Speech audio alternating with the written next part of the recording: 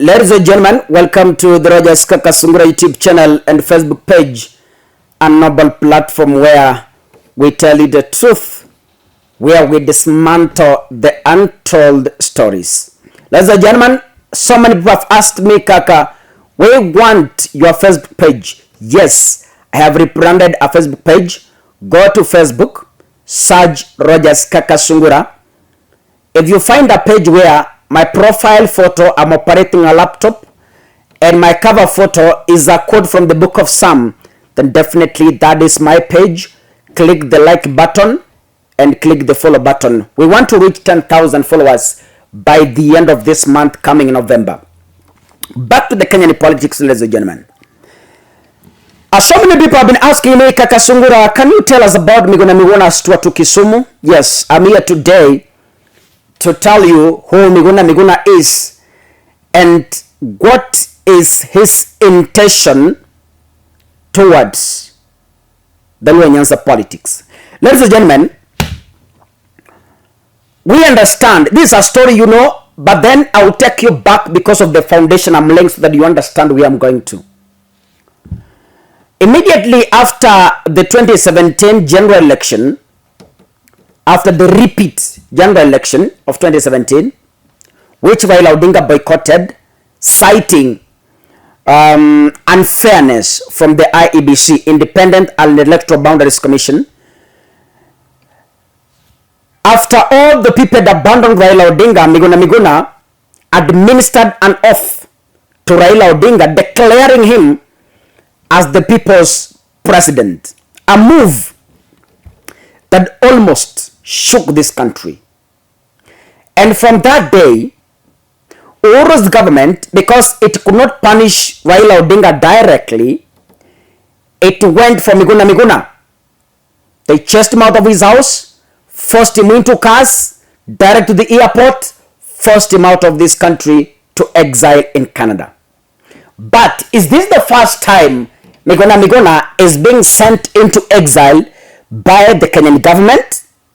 You will get my answer as I proceed. Now, while in Canada, Miguna Miguna has been abusing Uhuru Kenyatta as a despot and Raila Odinga as a conman. Why? Miguna Miguna saw Raila Odinga as a traitor, because once they shook government with Uhuru Kenyatta, Miguna expected to come back to Kenya because they had made peace with Uhuru government by then, but it did not happen. So Miguna Miguna concluded Raila is a traitor, Raila is an enemy of the people. So he has been all along attacking Raila Odinga in his social media platforms. Until after William Ruto was sworn in as the president, then Miguna Miguna said the red alerts that were put by the Uhuru Kenyatta government have been removed. It is free to come back to Kenya. Miguna Miguna landed in Kenya this week actually, and as we speak, he made a tour to Kisumu with an intention of taking over the Luo politics. Now, why all this drama? Miguna Miguna believes that his best suit to dismantle Raila Odinga from the Luo Nyanza politics. A wrong move by Miguna Miguna, but you will understand this as time goes by. The Kenya Kwanza government brought Miguna Miguna to accomplish one mission, to fight Raila Odinga, period. But then, who is Miguna Miguna really? Before I give you my own overview on how Miguna Miguna's mission is a failed one, first let's go back to Miguna Miguna's life. Miguna Miguna, while in campus, he was a strong opposer of Moi's government. For those people who read history, I think you've come across this. Miguna Miguna really strongly opposed Moi's regime to an extent that he was forced to flee Kenya into exile. That was around 1987, when he flew to Tanzania, and then from Tanzania he flew to Canada, where he was given a permanent residence, that is citizenship, in 1988. Miguna was running away from Moi government, which had threatened to finish him and other boys who were really muscling, who were wrestling with dictator Moi. Now from there, Miguna stayed in Canada all those years until again around 2007, when Miguna again emerged. Miguna emerged to the Kenyan politics, and this time round he is coming in as Raila Odinga's advisor. You remember 2007 was marred with violence, which forced Mwai Kibaki to share government with Raila Odinga, the Nusu Mkate government, or as you can call it, the Grand Coalition government, where Raila Odinga took over as the prime minister. At this point, when Raila Odinga took over as the prime minister, Miguna is now coming into Raila Odinga's circle as a legal advisor. And he stayed with Raila from 2008, 2009, 2010, until 2011, around there, when they again parted ways. But this time around, why did they part ways with Raila Odinga? After Miguna staying in the Grand Coalition government, after studying the secrets of Raila Odinga, after studying the secrets of the coalition government, which he closely worked in the Grand Coalition, Miguna na kierere yake is now writing a book, and he wants to expose Raila Odinga and the Grand Coalition government. His book titled Peeling Back the Mask. At this point, Miguna ameandika siri za Raila Odinga, the corruption scandals zote, siri zote za serikali. Miguna ameziandika in a 600 and about 50 pages book. Mwanaume meandika. Now, at this stage here, when word came out that Miguna wants to expose Raila, you know Raila is a darling, not only from the Luo Nyanza people, but across Kenya. Raila anapendwa, and by this time Raila was a darling to so many Kenyans. Raila alikuwa ameshika Kenya na mikono yake yote miwili. Sio sasa hivi watu, at least some people are moving away, but by then Raila alikuwa ameshika Kenya, my friend, hivi uweze tingiza. Then now tell me, here comes a man from Luo Nyanza, Raila Odinga's friend, Raila Odinga's advisor, Raila Odinga's close ally, a person they have eaten together, a person they have traveled together, a person they have shared secrets together, is now exposing Raila Amolo Odinga. When word went out that the book is now ready to launch, that was about August in 2012. Miguna had prepared to launch his book at a certain hotel, I've forgotten the name, in Mombasa. Then people wrapped him up, shouting, he's a traitor, traitor, traitor.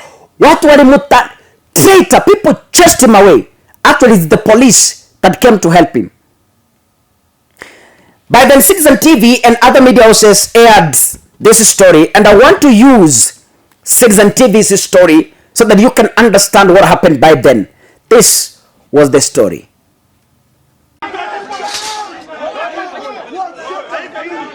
Tables stand on Miguna Miguna as his Peeling Back the Mask book promotional tour degenerated into a brawl in Mombasa.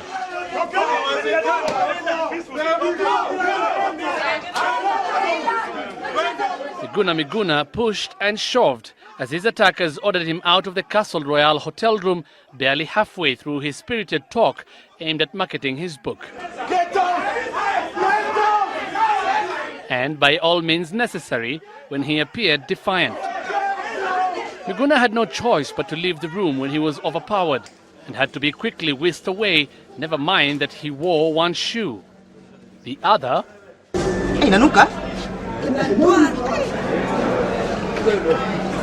well, outside, the incensed youth were in numbers. Again, he appeared reluctant to leave, but those bent on destroying his book campaign tour overwhelmed him once again.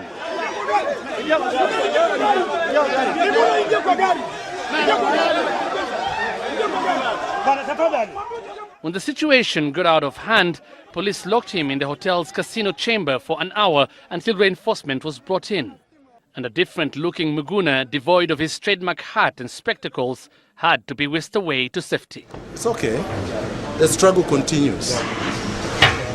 Earlier, Mvita MP Najib Balala flanked him as he marketed his book, but left before the scuffle. The scuffle was triggered by a flurry of questions directed to Miguna by the youth. Yeye ni raia kama mimi, alafu anapewa polisi ili anitwange nikimuuliza maswali. Wakati huo wote wewe ulikuwa wafikiria nini mpaka dakika hii ya mwisho ndio unajitokeza? Tuacheni kutugonganisha. Why do you want Miguna not to speak? Was this constitution only brought for Raila supporters, but not those who criticize it? It was a long time coming for Miguna, who in the last few days had experienced similar attacks and hostile reception in Nakuru and Kisumu, respectively. Hussein Mohammed, Citizen Weekend. Ladies and gentlemen, from that story, you have seen how people are shouting, and the majority are loose. They are telling Miguna Miguna, you are a traitor. You are an enemy of the Luo Nyanza politics. You are exposing Raila Odinga, the man who has fed you in his government, the man you've eaten together, the man you've slept together, the man you've worked together, the man you've personally advised. Now, you are exposing him. You are a traitor. In that story, you see Miguna Miguna is running away without even a shoe. Miguna is running away without his normal hat. Ile kale ka kofia na vanga. Wamwambia just go. You are an enemy to the Luo Nyanza politics. Vacate this place. You see, you saw how Miguna Miguna is being taken out. Is being chased out with his own people from Luo Nyanza. Miguna didn't learn a lesson. Miguna is again back to be used by some people to fight Raila Odinga. This tells you what? Miguna Miguna has been an enemy of Raila Odinga. He has not started today. Raila Odinga, Miguna Miguna's grudge with Raila Odinga did not start today. It started long time ago. Haijaanza leo. Now, he is going to Luo Nyanza to try and see if atapenya. But let me tell you, Miguna Miguna, from this platform, that is an aborted mission. You will never dismantle Raila Odinga from the Luo politics. Forget about it. Not even Luo, from the Kenyan politics. So how? If you have an intention of attacking Raila Odinga politically, the same that happened to you in 2012 will surely repeat itself. And this time round, Kenyans will walk on you without mercy, favor, or anything else. You have been a traitor, not today. Unatumiwa na some powers zenye tunajua. Kuna powers zilikutoa Canada, zikakulipia fare ya kurudi Kenya. Umekuja. Sasa, wewe na kierere yako, unataka kukimbia Luo Nyanza tunapigana na Raila Odinga. Ndugu yangu, be warned as early as now. Be warned. It will be messy with casualties. The same that you saw happen in 2012 will repeat itself to you. I've warned you in advance. We shall see how history will judge you. God bless you. Asanteni sana. Mungu abariki.